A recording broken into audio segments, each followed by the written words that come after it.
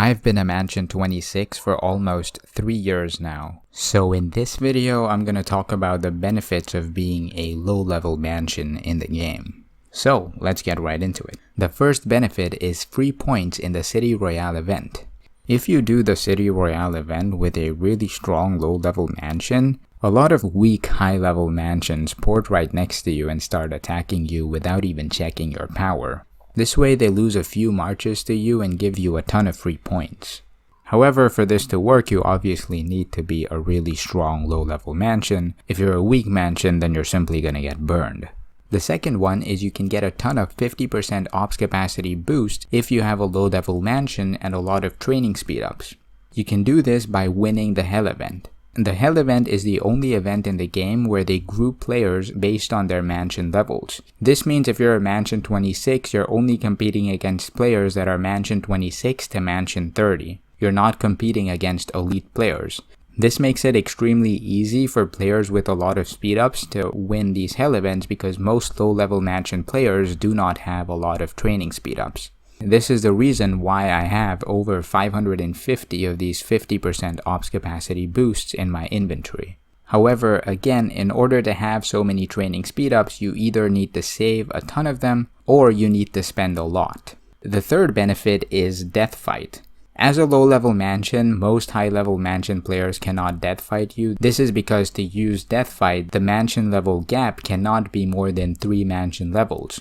This means players above Mansion level 29 cannot death fight my Mansion level 26. However, in the same way, I cannot death fight players that are over Mansion level 29. So it's more of a double-edged sword because I cannot use death fight on them as well. However, this is really good for low-level Mansion players that have decent stats and a lot of troops. Higher level Mansion players with similar stats won't be able to death fight them and win, and they'll have to attack their mansion either directly or using rescue.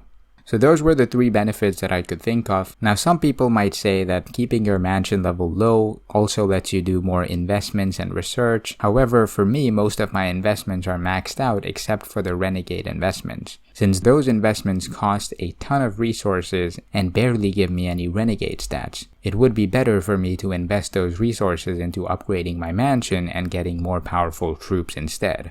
I currently have over 13 billion cargo, over 6 billion cash, over 1 billion arms, and over 300 million metal. Even if I use up all of the resources that I currently have, I don't think I'll be able to max out all of my Renegade investments.